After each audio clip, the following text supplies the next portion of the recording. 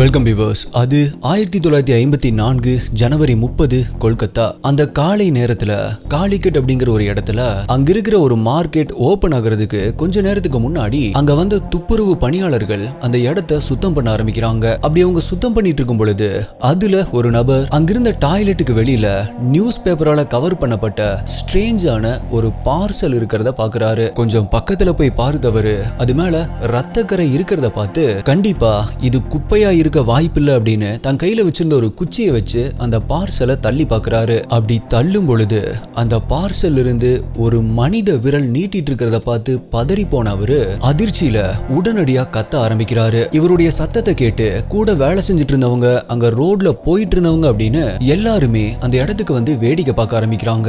உடனடியா இந்த விஷயம் போலீஸ்க்கு இன்ஃபார்ம் பண்ணப்பட்டு போலீஸும் அங்க வராங்க. அப்படி அங்க வந்த போலீஸ் அந்த பார்சலை ஓபன் பண்ணி பார்க்கும் பொழுது அதுல 2 மனித கைகள் ஆம்ஸ்ல இருந்து மணிக்கட்டு வரைக்குமே துண்டு துண்டா வெட்டப்பட்ட நிலைமையில இருந்திருக்கு. இத பார்த்து ஷாக்கான போலீஸ்க்கு அன்னைக்கு மத்தியானமே இன்னொரு தகவலும் வருது. இதுக்கு கொஞ்ச தூரம் தள்ளி இருக்கிற ஒரு பார்க்ல அங்க ஒரு மரத்துக்கு கீழே இதே மாதிரியான நியூஸ் பேப்பரால கவர் பண்ணப்பட்ட 3 பார்சல் கிடக்கிறதா சொல்றாங்க. உடனே அங்க போன போலீஸ் அந்த பார்சல்லையுமே ரத்த கரைகள் இருக்கிறத பாக்குறாங்க. இப்ப போலீஸ் முதல்ல ஒரு பார்சலை பிரிச்சு பாக்குறாங்க. அதுல முட்டியிலிருந்து பாதம் வரைக்குமே வெட்டப்பட்ட 2 மனித கால்கள் இருந்திருக்கு. அடுத்ததா இரண்டாவதா இன்னொரு பார்சலை பிரிச்ச போலீஸ்க்கு அதுல ஒரு பெண்ணுடைய பாதி சடலம் தலை இல்லாம கழுத்தில் இருந்து வயிறு வரைக்குமே 3 துண்டுகளா வெட்டப்பட்ட நிலைமையில் இருக்கிறத பாக்குறாங்க. இப்ப அடுத்ததா அந்த 3வது பார்சல்ல என்ன இருக்குமோ அப்படிங்கிற பயத்தோட அதை ஓபன் பண்றாங்க. அதுல அந்த பெண்ணுடைய தலைப்பகுதி மட்டும் தனியா இருந்திருக்கு. மேலும் அந்த தலையில் இருக்கிற முடி எல்லாமே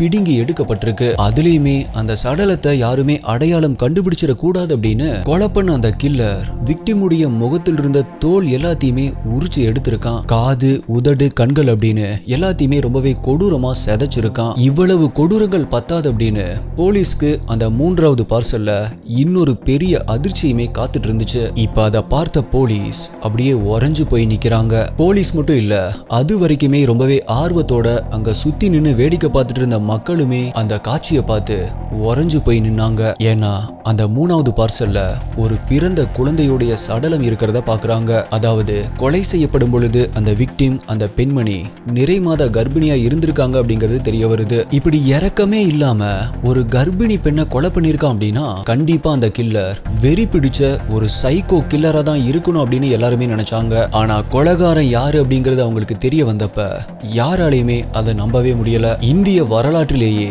முதல் முறையா ஒரு சடலத்துக்கு பிளாஸ்டிக் சர்ஜரி பண்ண கேஸ் அப்படின்னா இதுதான். கில்லரை கண்டுபிடிக்கவே முடியாது அப்படின்னு எல்லாருமே நினைச்சிட்டு இருந்த சமயத்துல இந்த கேஸ்ல ஒரு மேஜிக் நடந்துச்சு. ஒரு சில கேசஸ்ல மட்டும்தான் இந்த மாதிரியான மேஜிக்ஸ் நடந்து சம்பந்தமே இல்லாம கில்லர் மாட்டுவாங்க. அப்படிதான் இந்த கேஸுடைய கில்லருமே கொஞ்சம் கூட எதிர்பாராத விதத்துல போலீஸ் கிட்ட மாட்டினா. சோ இந்த கேஸ்ல அப்படி நடந்த அந்த மிகப்பெரிய ட்விஸ்ட் என்ன, இவ்வளவு கொடூரமா கொலை பண்ண அந்த கில்லர் யாரு அப்படிங்கிற 1954 நடந்த இந்தியாவையே மிகப்பெரிய அதிர்ச்சியில ஆழ்த்தின ரொம்பவே இன்ட்ரெஸ்டிங்கான ஒரு கிரைம் இன்வெஸ்டிகேஷன் கேஸை பத்தி தான் இன்னைக்கு வீடியோல நம்ம டீகோட் பண்ண போறோம். நீங்க பார்த்துட்டு இருக்கிறது சரவணன் டீகோட்ஸ். நான் உங்கள் சரவணன். வாங்க இன்னைக்கு வீடியோக்குள்ள போலாம்.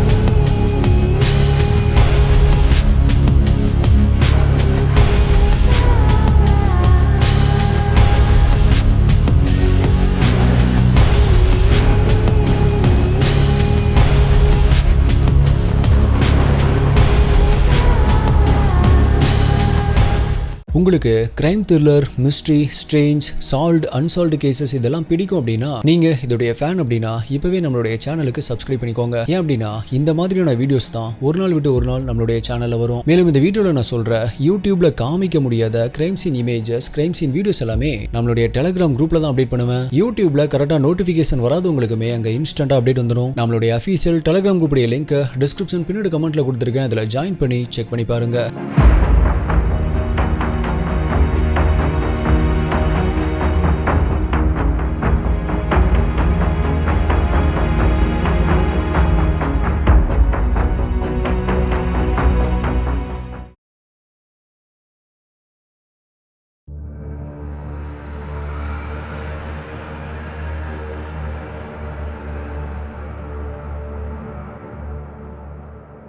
இப்ப போலீஸ் அந்த பார்க்க முழுவதுமா சர்ச் பண்ணி பார்த்ததுல அவங்களுக்கு இன்னொரு பார்சலும் கிடைக்குது. அந்த பார்சல்ல இந்த சடலத்துடைய 2 தொடைப்பகுதிகள் கிடைக்குது. சோ மொத்தமா இந்த கேஸ்ல போலீஸ்க்கு வெவ்வேறு இடங்கள்ல 5 பார்சல் கிடைச்சிருந்துச்சு. அப்படி கிடைச்ச அந்த எல்லா பார்சலையுமே காமனா இருந்த ஒரு விஷயம் என்ன அப்படின்னா ஜுகந்தர் அப்படிங்கிற ஒரு நியூஸ் பேப்பருடைய பேரு தான். அடுத்ததா போலீஸ் அந்த பாடி பார்ட்ஸ் எல்லாத்தையுமே அட்டாப்சி பண்றதுக்காக அனுப்பி வைக்கிறாங்க. கொலை செஞ்சதுக்கு அப்புறமா கூட இவ்ளோ ப்ரூட்டலா அட்டாக் பண்ணப்பட்ட ஒரு சடலத்தை தன்னுடைய வாழ்க்கையில பார்த்ததே இல்லை அப்படின்னு இந்த சடலத்தை அட்டாப்சி பண்ண டாக்டரே மிரண்டு போயிருக்காரு.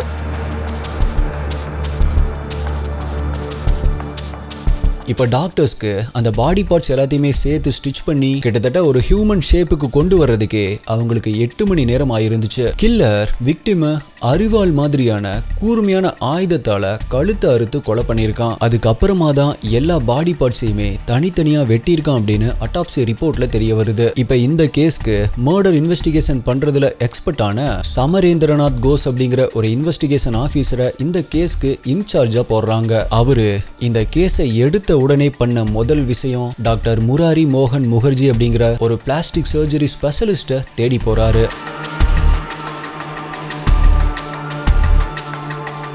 அந்த டாக்டரும் பல மணி நேரத்துக்கு அப்புறமா அந்த சடலத்துடைய முகத்துக்கு பிளாஸ்டிக் சர்ஜரி பண்ணி முடிக்கிறாரு. அப்படி பண்ணப்பட்ட அந்த சடலத்துடைய முகம் போட்டோவா நியூஸ் பேப்பர்ல வெளியிடப்படுது. இவங்களை அடையாளம் தெரிஞ்சா போலீஸ் கிட்ட சொல்லும்படி பொதுமக்கள் கிட்ட போலீஸ் கேட்டுக்கிட்டாங்க. பட் அன்பார்ச்சுனேட்லி பப்ளிக் யாருக்குமே அந்த லேடியை பத்தி எதுவுமே தெரியல. ஆனாலுமே போலீஸ் இன்னும் கொஞ்ச நாட்கள் வெயிட் பண்ணி பார்க்கலாம் அப்படின்னு இருந்த சமயத்துல இந்த கேஸை பத்தி பெருசா எந்த ஒரு தகவலுமே கிடைக்காததால மீடியா மற்றும் மக்கள் எல்லாருமே இந்த கேஸ் அவ்வளவுதான், இனிமேல் கில்லரை கண்டுபிடிக்கவே முடியாது அப்படின்னு நினைச்சாங்க. ஆனா ஆபீசர் சமரேந்திரா கண்டிப்பா கில்லரை கண்டுபிடிச்சே தீருவோம் அப்படிங்கிற உறுதியோட இருந்தாரு.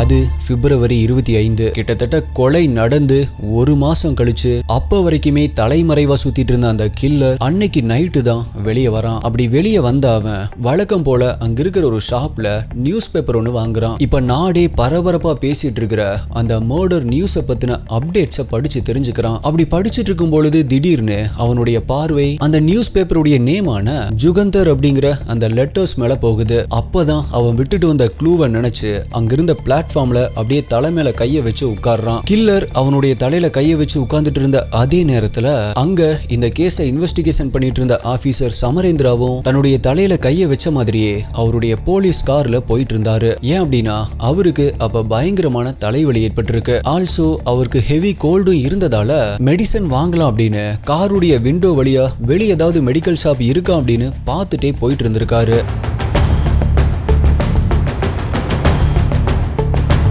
டைம் இப்ப கரெக்டா இரவு 9:30 மணி இருக்கும். அப்படி அவர் பார்த்துட்டு போயிட்டு இருக்கும் பொழுது அங்க ஒரே ஒரு மெடிக்கல் ஷாப் மட்டும் ஓபன் ஆயிருந்திருக்கு. இப்ப அந்த ஆபீசர் தன்னுடைய டிரைவர் கிட்ட காரை ஸ்டாப் பண்ண சொல்லிட்டு அவரே கீழே இறங்கி அந்த மெடிக்கல் ஷாப்புக்கு போறாரு. அங்க அந்த மெடிக்கல் ஷாப்ல ரொம்பவே கேஷுவலா நியூஸ் பேப்பர் படிச்சுட்டு இருந்த அந்த கடையில வேலை பார்க்குற பையனுக்கு ஒரு போலீஸ் ஆபீசர் தன்னுடைய கடையை பார்த்து வர்றத பார்த்த உடனே அவனுடைய முகம் எல்லாம் வேர்க்க ஆரம்பிக்குது. இதை அந்த ஆபீசரும் நோட் பண்றாரு. இருந்தாலுமே எதையுமே வெளிக்காட்டிக்காம அந்த ஆபீசர் அவங்க கிட்ட காஃப் சிரப் அப்புறம் தலைவலி மாத்திரை இருக்கா அப்படின்னு கேக்குறாரு. அதுக்கு அந்த பையன் தயங்கிட்டே அவங்க கிட்ட மெடிசன்ஸ் எதுவுமே ஸ்டாக் இல்ல அப்படின்னு சொல்லியிருக்கான். உடனே சமரேந்திரா அந்த ஷாப்குள்ள எட்டி பாக்குறாரு. நிஜமாவே அங்க ஸ்டாக்ஸ் எல்லாமே கம்மியா இருக்கிறத நோட் பண்றாரு. எதனால ஸ்டாக்ஸ் எல்லாம் இல்ல அப்படின்னு கேட்ட அவருக்கு அந்த பையன் காரணத்தை சொல்றான். அதை கேட்டதுமே ஆபீசர் அங்கிருந்து கிளம்பிடுறாரு.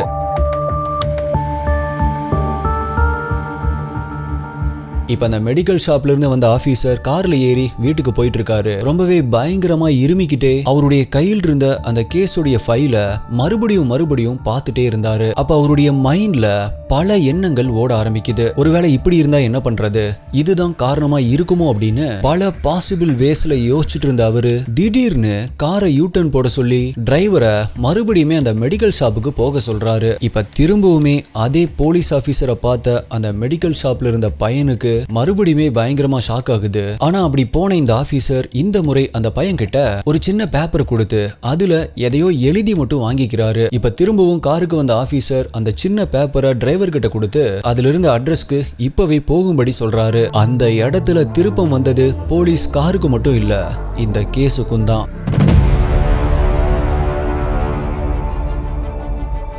அப்படி அந்த பையன் எழுதி கொடுத்த அட்ரஸ்ல போய் பார்க்கும் பொழுது அங்கிருந்த வீடு பூட்டி இருந்திருக்கு. அதனால அங்க இருக்கிற நெய்பர்ஸ் கிட்ட அதை பத்தி விசாரிக்கும் பொழுது அவங்க என்ன சொல்லியிருக்காங்க அப்படின்னா, அந்த வீட்டுல ஒரு கணவன் மனைவி மற்றும் ஒரு 6 வயசு பையன் ரொம்ப நாட்களா தங்கிட்டு இருந்தாங்க அப்படின்னு அந்த நெய்பர்ஸ் ஆபீஸோடைய டிரைவர் கிட்ட சொல்லிட்டு இருந்த அதே நேரத்துல ஆபீசர் சமரேந்திரா ரொம்பவே பயங்கரமா திங்க் பண்ணிட்டே தன்னுடைய கையை பின்னாடி கட்டிட்டு அங்கேயும் இங்கேயுமா நடந்துட்டே அவங்க சொல்றத கேட்டுட்டு இருக்காரு. அடுத்ததா அந்த ஆபீசர் ஓகே இப்ப அவங்க எல்லாருமே எங்க அப்படின்னு கேக்குறாரு. அதுக்கு அந்த நெய்பர்ஸ் அவருடைய ஒய்ஃபுக்கு பிரசவ வலி வந்ததால ஹாஸ்பிட்டல்ல அட்மிட் பண்ணிருக்கிறதா சொல்லிட்டு அவங்க எல்லாருமே கிளம்பி போனாங்க.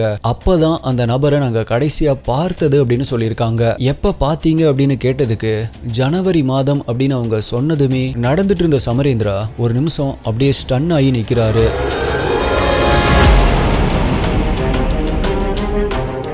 உடனே அவர் அங்கிருந்து கிளம்பி நேரா அந்த நபருடைய பிரெக்னன்ட் ஒய்ஃப் அட்மிட் பண்ணதா சொல்லப்படுற அந்த ஹாஸ்பிட்டலுக்கு போய் செக் பண்ணி பாக்குறாங்க. ஆனா அங்க அப்படி ஒரு பேஷண்ட் அட்மிட் ஆகவே இல்லை அப்படிங்கிறது தெரிய வருது. இப்ப ஆபீசர் சமரேந்திரா எல்லா டாட்ஸையுமே கனெக்ட் பண்ணி பாக்குறாரு. ஃபைனலா என்ன நடந்திருக்கும் அப்படிங்கிறது அவருக்கு தெரிய வருது. மெடிக்கல் மிராக்கிள் அப்படின்னு சொல்லி கேள்விப்பட்டிருப்போம். ஆனா மெடிக்கல் ஷாப்ல இந்த கேஸுக்கு நடந்த மிராக்கிளை நினைச்சு சமரேந்திரா ரொம்பவே சந்தோஷப்படுறாரு. இப்ப மறுபடியுமே அந்த மெடிக்கல் ஷாப்புக்கு போன அவரு அந்த ஷாப் முழுவதுமே தரவா செக் பண்ண ஆரம்பிக்கிறாரு. அப்ப அந்த ஷாப்புடைய ஓரத்துல ஒரு ஷெல்ஃப்ல நிறைய நியூஸ் பேப்பர்ஸ் டேட் படி அடுக்கி வச்சிருக்கிறத பாக்குறாரு. அது எல்லாமே ஜுகந்தர் அப்படிங்கிற நியூஸ் பேப்பர் தான். ஆக்சுவலா ஃபர்ஸ்ட் டைம் இந்த மெடிக்கல் ஷாப்புக்கு வந்து மருந்து கேட்டு இல்ல அப்படின்னு சொன்னதும் அந்த மெடிக்கல் ஷாப்புக்குள்ள எட்டி பார்த்தாரு அப்படின்னு சொன்னேன் இல்லையா, அப்பவே அங்க அடுக்கி வச்சிருந்த நியூஸ் பேப்பர்ஸை நோட் பண்ணிருப்பாரு.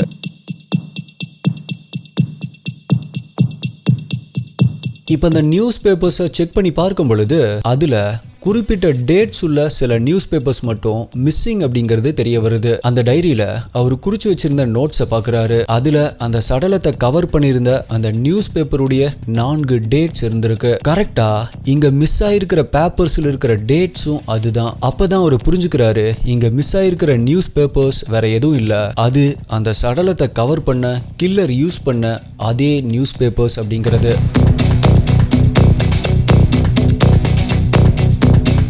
உடனே அவரு அந்த மெடிக்கல் ஷாப்ல இருந்த பையன் கிட்ட இங்க இருக்கிற பாதி நியூஸ் பேப்பர்ஸ் எப்படி காணாம போச்சு அப்படின்னு கேக்குறாரு. அதுக்கு அந்த பையனோ பயந்துட்டே எனக்கு தெரியாது சார் அப்படின்னு சொல்றான். அப்படி சொல்லும் பொழுது அந்த பையனுடைய முகத்தை பாக்குறதுக்கே ரொம்பவே பரிதாபமா இருந்திருக்கு. உடனே அங்கிருந்து கிளம்பின சமரேந்திரா கார்ல போய் ஏறி உட்கார்றாரு. அப்ப அவருடைய டிரைவர் எனக்கு என்னமோ அந்த பையன் மேலதான் சார் டவுட்டா இருக்கு, எதுக்காக நீங்க அவனை அரெஸ்ட் பண்ணாம விட்டீங்க அப்படின்னு கேக்குறாரு. அப்ப அவர்கிட்ட சமரேந்திரா ஒரு விஷயத்த சொல்றாரு. அவருடைய கஸ்ஸிங் கரெக்ட் அப்படின்னா இப்ப அந்த கில்லர் இதே ஊர்ல தான் எங்கேயாவது முகமூடியை போட்டுட்டு சுத்திட்டு இருப்பான் அப்படின்னு சொல்றாரு.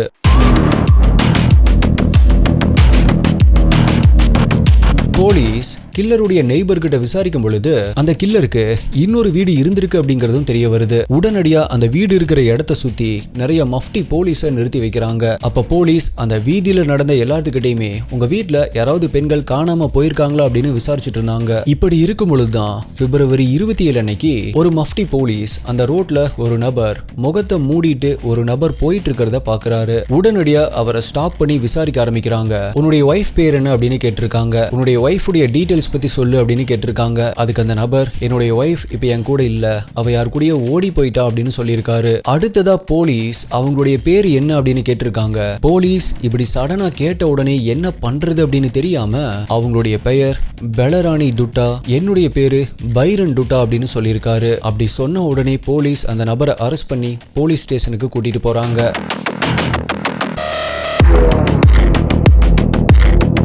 அப்படி கூட்டிட்டு போன அவரை விசாரிக்க ஆரம்பிக்கிறாங்க.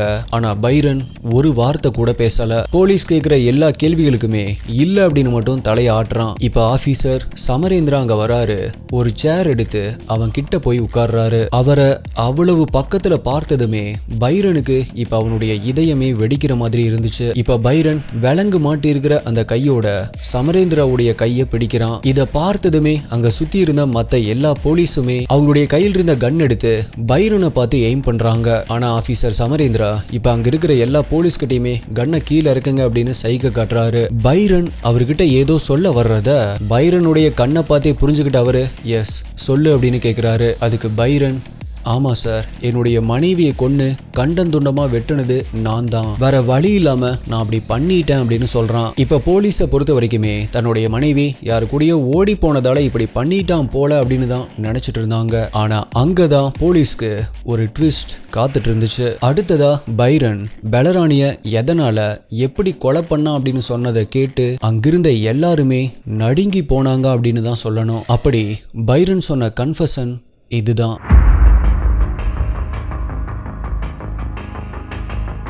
சின்ன வயசுலயே தன்னுடைய பேரண்ட்ஸை இழந்த பைரன் அவனுடைய 9 வயசு வரைக்குமே அவனுடைய பாட்டி கூட தான் வளர்ந்துட்டு இருந்திருக்கான். இவனுக்கு 2 அக்காவும் இருந்திருக்காங்க. அவங்களுக்கு திருமணமாகி வேற வீட்டுக்கு போயிருக்காங்க. கூடவே பைரனுடைய அக்கா அவங்களுடைய வீட்டுக்கே கூட்டிட்டு போயிருக்காங்க. இப்படியே வருடங்கள் ஓட ஆரம்பிக்குது. பைரனுக்கு 24 வயது ஆகும் பொழுது அவனுடைய அக்காவுடைய கணவர் இவனுடைய பேர்லயே சொந்தமா ஒரு மெடிக்கல் ஷாப் ஒன்னு வச்சு கொடுத்திருக்காரு. எல்லாமே நல்லா தான் போயிட்டு இருந்திருக்கு. ஆனா சில வருடங்கள் கழித்து இப்ப பைரனுடைய சித்தப்பா பையனான நபனி பைரனை பாக்குறதுக்காக அங்க போயிருக்காரு. நபனி சித்தப்பா பையனா இருந்தாலுமே பைரனை விட வயசுல ரொம்பவே மூத்தவரு. இன்னும் சொல்லணும் அப்படின்னா நபனிக்கு 17 வயசுல ஒரு பொண்ணே இருந்திருக்கு. அந்த அளவுக்கு வயசுல பெரியவரு. அவரு பைரனையும் தன்னுடைய ஒரு பையன் மாதிரி தான் நினைச்சிருந்தாரு. சோ பைரனை பார்க்க போறவரு அவன் மேல இருந்த பாசத்துல தன்னுடைய வீட்டுக்கு கஸ்டா ஒரு நாள் இன்வைட் பண்ணிருக்காரு. ஆனா நபனியுடைய இந்த பாசம் அவருடைய சொந்த பொண்ணுடைய வாழ்க்கையவே நாசமாக்க போகுது அப்படிங்கிறது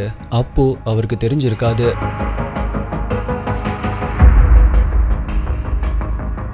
நபனியுடைய வீட்டுக்கு போன பைரனுக்கு அவருடைய 17 வயது மகளான கமலா மேல காதல் வர ஆரம்பிக்குது. இந்த விஷயம் நபனிக்கு தெரிஞ்சதுமே ரொம்பவே ஷாக் ஆகுறாரு. ஏன் அப்படின்னா கமலா பைரனுக்கு சித்தப்பா முறை வேணும். சோ இந்த காதலுக்கு நபனி மட்டும் இல்ல பைரனுடைய ரிலேட்டிவ்ஸ் எல்லாருமே எதிர்ப்பு தெரிவிக்கிறாங்க. ஆனா எல்லோருடைய எதிர்ப்பையுமே மீறி 2 பேருமே வீட்டை விட்டு ஓடி போய் மேரேஜ் பண்ணிக்கிறாங்க. அப்பதான் பைரன் கமலா அப்படிங்கிற பெயரை பெலராணி அப்படின்னு கூப்பிட ஆரம்பிச்சிருக்கான். அவங்களுக்கு ஒரு ஆண் குழந்தையும் பிறக்குது. வருடங்கள் நகர ஆரம்பிக்குது. அப்படி வருடங்கள் போக போக பைரனுக்கு பெலராணி மேல் இருந்த காதலும் போக ஆரம்பிக்குது. அந்த காதல் வெறுப்பா மாற ஆரம்பிக்குது. சோ பைரன் மீரா அப்படிங்கிற பொண்ண பெலராணிக்கு தெரியாம 2ஆவதா மேரேஜ் பண்ணிக்கிறான்.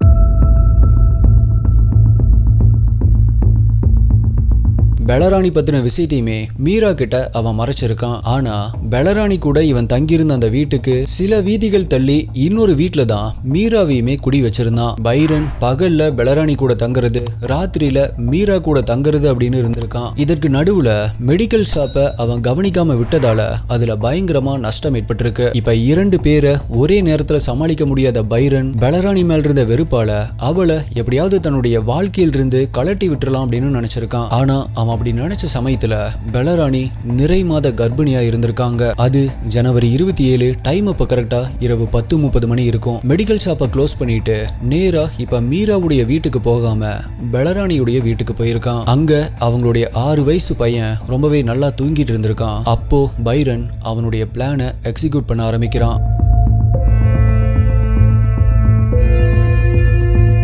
அவனுடைய பிளான் என்ன அப்படின்னா எப்படியாவது பெலராணியை கோவப்பட வச்சு சண்டை போட்டு விலகி போயிடணும் அப்படிங்கறதான் பிளான். அதனால இப்ப கர்ப்பிணியா இருக்க பெலராணிக்கு பிறக்க போற அந்த குழந்தை பைரனோட தான் அப்படின்னு தெரிஞ்சாலுமே உன்னோட வயிற்றில் இருக்கிறது என்னோட குழந்தை கிடையாது, நான் அந்த குழந்தைக்கு எந்த செலவுமே பண்ண மாட்டேன் அப்படின்னு சண்டைய ஸ்டார்ட் பண்ண ஆரம்பிச்சிருக்கான். இத கேட்டதுமே பெலராணி கோவமா ரியாக்ட் பண்ண போறாங்க. சண்டை போட்டு நிரந்தரமா விலகிடலாம் அப்படின்னு நினைச்ச பைரன் கிட்ட இப்ப பெலராணி சர்ப்ரைஸா ஒரு கொஸ்டின் கேக்குறாங்க. உங்களுக்கு இருக்கிற அஃபேர் பத்தி எனக்கு தெரியாது அப்படின்னு நினைச்சிட்டு இருக்கீங்களா? எல்லாமே எனக்கு தெரியும் அப்படின்னு பெலராணி சொன்னதுமே இத கேட்ட பைரன் பயங்கரமா ஷாக் ஆகுறான். இப்ப அவனுடைய பிளானே டோட்டலா மாற ஆரம்பிக்குது.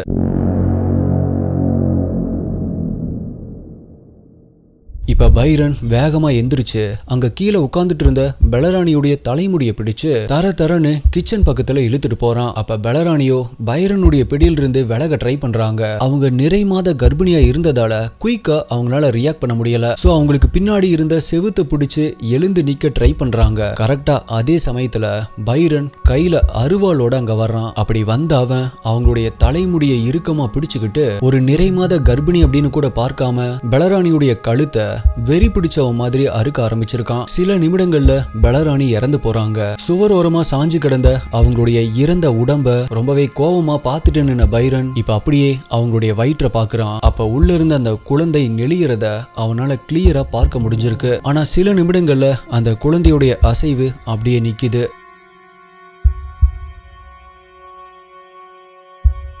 இப்ப அதை பார்த்தபடியே ரொம்ப நேரம் அப்படியே அசைவில்லாம நின்றுட்டு இருந்த பைரனுடைய கால் விரல்கள்ல ஏதோ தண்ணி மாதிரி ஈரமா டச் ஆகுறத அவனால உணர முடிஞ்சது. அது வேற எதுவும் இல்ல, பெலராணியுடைய கழுத்திலிருந்து வழிஞ்சு வந்த அந்த ரத்தம் தான். அப்ப அந்த ரத்தம் டச் பண்ண அந்த நொடி அந்த அதிர்ச்சியில இருந்து சடனா ரியாலிட்டிக்கு வரான். உடனடியா அந்த இறந்த உடலை தூக்கிட்டு போய் வீட்டுக்குள் இருக்கிற கப்போர்ட்ல மறைச்சு வைக்கிறான். அதுக்கப்புறமா எதுவுமே நடக்காத மாதிரி அவனுடைய 6 வயது பையனை இது அவனுடைய ஃப்ரெண்டுடைய பையன் அப்படின்னும் ஆக்சிடென்ட்ல இந்த பையனுடைய ஃபேமிலியே இறந்துட்டாங்க அப்படின்னு மீரா கிட்ட சொல்லி பாத்துக்க சொல்லியிருக்கான். அதுக்கு அடுத்த நாள் ஜனவரி 28ஆம் தேதி மெடிக்கல் ஷாப்புக்கு போய் அங்க கலெக்ட் பண்ணி வச்சிருந்த நியூஸ் பேப்பர் பண்டில்ல ஒரு பண்டிலை எடுத்துட்டு வந்திருக்கான். அதுக்கப்புறமா பெலராணியுடைய இறந்த உடலை தலை கை கால் அப்படின்னு பீஸா வெட்ட ஆரம்பிச்சிருக்கான். அப்ப பெலராணியுடைய முகத்தை பார்த்து கோபம் அடைஞ்சாவன் அந்த ஃபேஸ்ல இருந்த ஸ்கின்னை உரிச்சு எடுத்திருக்கான்.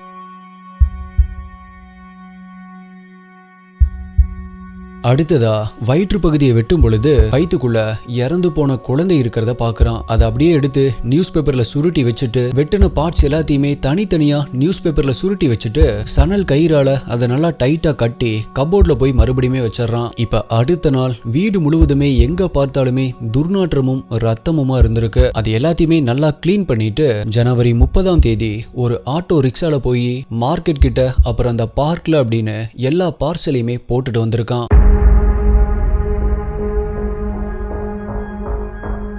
இது எல்லாமே கேட்டதுக்கு அப்புறமா போலீஸ் பைரன் வீட்டில் இருந்த அந்த அருவாள் இருந்த முடி, அந்த வீட்டுக்குள்ள இருந்த பிளட் ஸ்டெயின்ஸ், இது எல்லாத்தையுமே கலெக்ட் பண்ணி டெஸ்ட் பண்ண ஃபாரன்சிக் டீம் அது பெலராணி உடையதுதான் அப்படிங்கறத கன்ஃபார்ம் பண்ணிருக்காங்க. அதுக்கப்புறமா சரியா 2 ஆண்டுகள் கழித்து 1956 ஜனவரி 28ஆம் தேதி போலீஸ் பைரன் டுட்டாவை ஜெயில இருந்து ஒரு ரூமுக்கு கூட்டிட்டு போறாங்க. அவனுடைய முகத்தை மூடி அவனை ஒரு மேடையில ஏத்துறாங்க. அங்க அவனுடைய கழுத்துல ஒரு கயிறு போடப்படுது. எஸ், அது தூக்கு மேடை தான். இந்த பக்கம் ஆபீசர் சமரேந்திரா இந்த கேஸை சிறப்பா டீல் பண்ணதுக்காக அவருடைய கழுத்துல கோல்ட் மெடல் போடப்படுது. சோ எஸ்டிஐ இன்வெஸ்டிகேட்டர்ஸ், நீங்க இந்த கேஸை பத்தி என்ன நினைக்கிறீங்க? இப்ப இருக்கிற கேஸ் எல்லாமே சால்வ் பண்றது கொஞ்சம் ஈஸி அப்படின்னு தான் சொல்லணும். காரணம் அங்கங்க சிசிடிவி இருக்கு.